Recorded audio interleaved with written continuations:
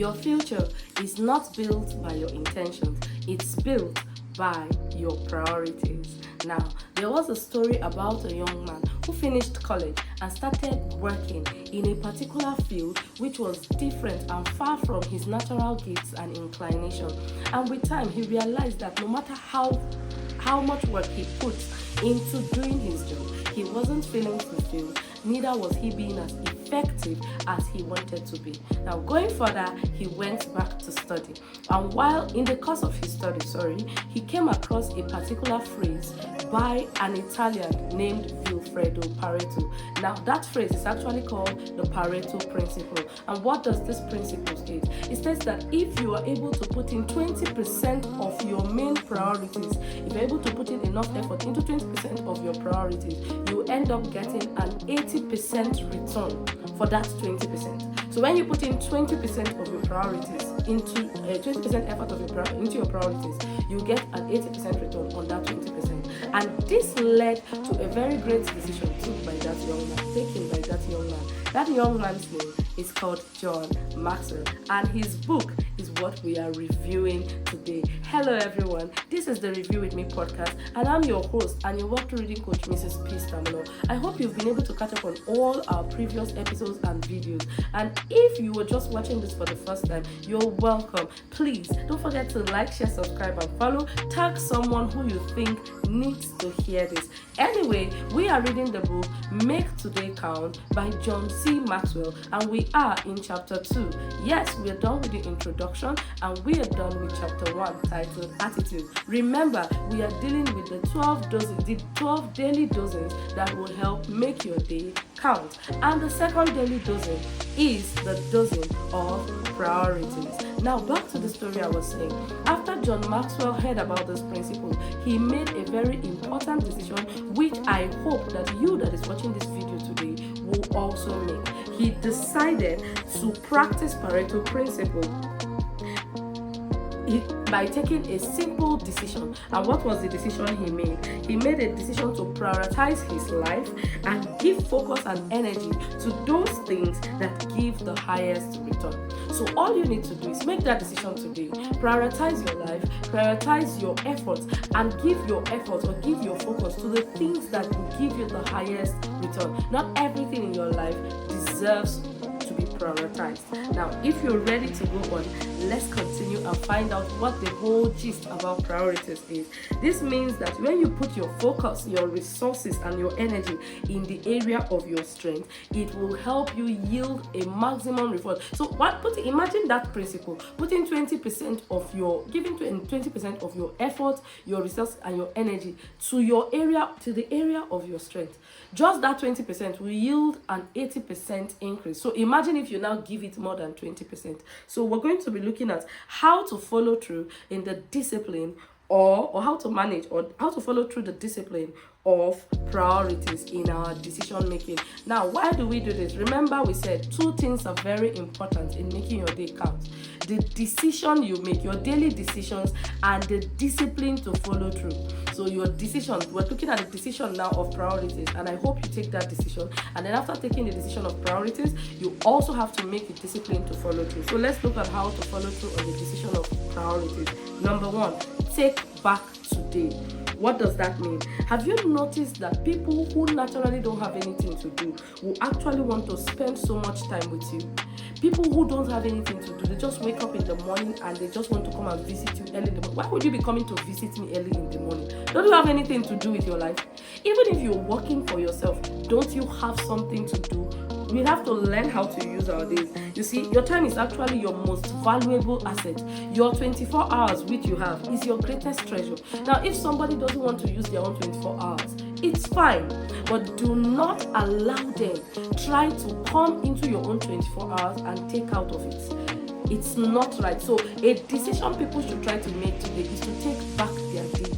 You have 24 hours that is your greatest treasure, and every 24 hours lost cannot be regained. What are you doing with your 24 hours? You have to decide what you want to do with your 24 hours that is fruitful and productive to you. Because if you don't make the decision to work with your 24 hours effectively, someone else will do it for you. Someone else will spend that 24 hours for you. And trust me, once it is spent, you can't get it back. All right. So how then do we to take back our day? Like I said, number one, to take back our day, what then do we do to take back our day? Number one, think of these questions, consider these particular questions, and then put them into action. You can jot it down, and then later you go back after watching the video, you reflect on it. Number one, what is required of me? What does that mean? These are your must do. These are the things that you ask yourself in a day. As I'm waking up tomorrow, what is required of me? What are the things that I must do to ensure that, okay, even if I don't do everything, I do these particular things, my day will count. As an employer, as a parent, as an employee, as a business person, what are your must-dos? What is required of you? The next question to ask, remember we're still under number one, the next question to ask is, what gives me the greatest return? So now you're asking yourself, what are the must-dos? You can have like maybe 7 to 8 must-dos. Now when you look at those must-dos, you ask yourself, what are the things that will give me the greatest return from this particular one? As in area of your career, you would discover activities that actually have a higher return than the other. In your normal daily activities or in your business area, you realize that there are things that actually have a higher return than the other. So what exactly will give you the greatest return? And then the third thing to do in taking back your day now is, what gives you the greatest reward? Now take note of this. If you do only what you must do, that's the first part A. If you do only what you must do and do what will give you a great return, you will end up being effective and productive, but you will not be content. In order to be content and make your day count, you must also consider doing something that gives you personal satisfaction. So how do we take back our day? What must I do? What are the things required of me today? What are my must-dos? What amongst the must-dos will give me the highest return? Now, amongst these things that will give me the highest return, what are the things that will give me the greatest reward? So that when I'm doing it, I'll be doing it with so much joy. Because making your day count does not involve doing things that you don't like. All right, let's go to number 2. Stay in your strength zone. Stay in your strength zone. People don't pay for average, they don't pay for mediocres. They go for the best in a field. They go for people with strength in a particular field. So how then do you stay in your strength zone? A, by trial and error. You learn from your success and you learn from your failure. Oh, I'm not so good at this. I tried this out, but I'm not really good at this, and I'm good at this one. Next one, by the counsel of others. From the people that counsel you, you find out your strengths and your weaknesses. But take note, this is actually not so because there are some people that their counsel is actually biased. So you must make sure you are seeking or gaining counsel from somebody who desires to see you grow.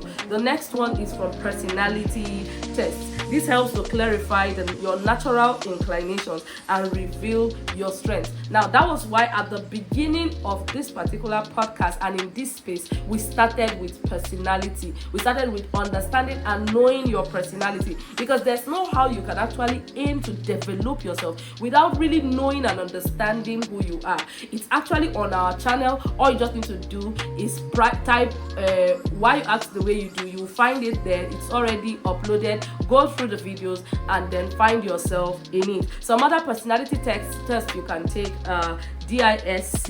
Then we have Myers-Briggs personality profile, amongst a lot of others. They're actually online. You can use to find out. It will help you discover your strengths and know your weaknesses. We actually discussed this. We linked personality to vocation, linked it to how you study. In fact, we went so deep into personality that we spoke about your dressing and personality, your eating habit, your reading habit, the way you make your hair. In fact, it was a very broad and explanatory video. The next way to discover your strength is from your personal experiences. But we also have to note that personal experiences is not an overall result or an overall perfect result as to know your strengths and weaknesses. Rather, it is evaluated experiences that gives you a more accurate result as to your strengths and your weaknesses. So we said number 1, take your day back.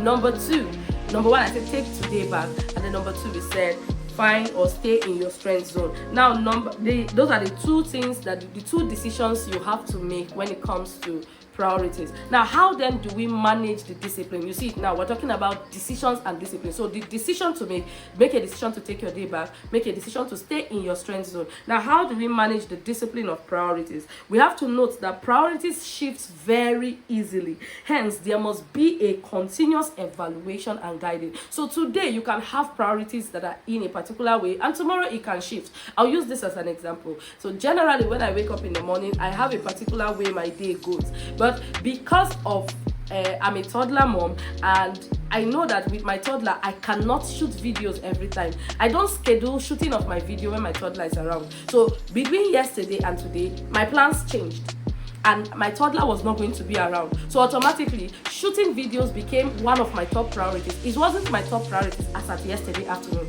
but by yesterday evening, when I was planning and preparing for today, I already knew that since I already had a plan for my toddler to be out, I already knew that shooting my video will be part of my priorities for today. So priorities change daily, so we have to evaluate continuously and then guard our priorities. So number one way to manage it, evaluate your priorities daily. This is because the conditions, like I said, continually change, but your values are defined. So once your values, everybody has to have a value system. The truth is, whether you have your values written out or not, you actually live out your values. When people see you, they are able to get, okay, these are the values of this person. So why not consciously sit down and write, what are the values I uphold as a person? What are my negotiables? What are my non-negotiables? And then based on that, you begin to fix your priorities. So even if your priorities are changing, you know that your values still remain. So when you're evaluating your priorities daily, you still realize that you are sticking to the steadiness of your values, because your priorities have to be flexible. You cannot be an inflexible person when it comes to priorities. I just explained it using my own story. Imagine if I stuck to the fact that no, I have to shoot video I've been shooting videos sometimes and my toddler is sleeping and he wakes up. So I chose not to even shoot videos when he's around anymore. Alright, the next way to manage the discipline of priority is to plan your time carefully. Plan your time carefully. Now, very people actually plan their time. This is the one set. And then we have another set that actually plan, but they don't carry it out. Now, some people plan and carry it out, but they don't complete it. So there are very minute set of people who actually plan, carry it out, and complete it. So to make your day count, you have to put the three into action. You plan your time, carry it out, and complete it to the latter. Yes, some people will say it makes me to be fixated. No problem. You are making your day count. You're planning yourself. So at that point, based on that, you know that you cannot engage in unproductive scrolling of your phone or going through social media without any aim at all. You cannot even be in a space where you did not plan for. Every part of your day is planned. Remember, at the beginning, John Maxwell said, if you pick a day and a time and tell him to come to your house, he will come to your house and watch you for 24 hours and decide, or he will tell you if you'll be successful or not. These are part of the secrets. So if you just allow anybody or anyone to interrupt your day without any plan at all, you can't make your day count like that. People shouldn't be allowed to interrupt into your day. Remember, your 24 hours is your greatest treasure. So plan your day, plan every part of your day, and transition into it. Everybody should learn to transition into planning. And when you plan it, let every hour of your day be planned. The time to do this, time to do this, time to do that. It helps you stick to a particular phase, so you don't get overwhelmed. You automatically, it helps you know that there are some things that should not enter this day. I'll shift it to the next day. So you are not, I want to do everything today, and then you get overwhelmed and then you fall sick. We'll be moving to the next one, which is a very interesting. The next chapter is actually very interesting. The next discipline we should manage is to follow your plan. Like we said, plan your day. After you've planned your day, learn to follow your plan. Now, I'll tell you something I read in one of his books.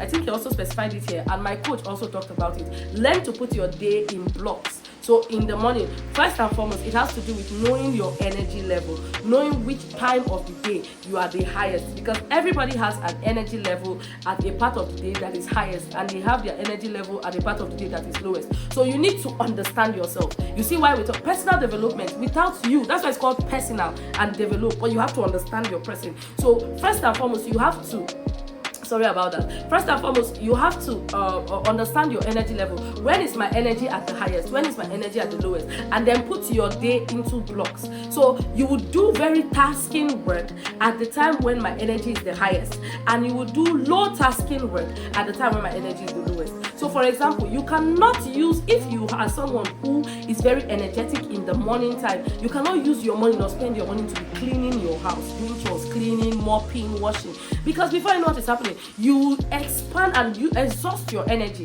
And when you're done with that, when it's now time to do work that is effective for you, you don't have the energy for it. Why? You have misused your high energy level. But when you put your day into blocks and you know which time you are the most energetic, use that most energetic time that you have to do very important and productive work that you know that, okay, even if this is the only thing I do today, I am fulfilled, my day is fulfilled. So it could be that the work you do is just maybe 2 or 3, but those are very deep work that needs your complete focus, that needs you thinking. By the time you're done, say, I beg, even if I don't do anything today, I just relax, I know that I have achieved something. Put your day into blocks and use it wisely.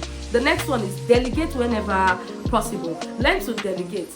Don't be a clinger, a perfectionist. I want to do everything by myself. It must be me. I must do this, I must do that. If I don't do it, I will not. No. Don't be a clinger. Don't cling to all the work. And don't be a dumper, someone who dumps everything because you see some people that are available, you just dump everything on them. No. Learn to take some things, do some things, but give out some. How do you do this? John Maxwell gave a formula. He said, if I see somebody that can do something 80% like I would do it, then I should give it over to that person to do. All I just need to do now is watch the person, guide the person, motivate the person, encourage them, and then reward them. Before you know what is happening, they will learn to do it and do it very well. This particular one is for employers of labor and people who own businesses. Delegate. You mustn't do everything yourself. Don't be overwhelmed. And then finally, invest in the right people. That's another discipline that we should learn to manage daily. Invest in the right people. Prioritize how you spend your time with people.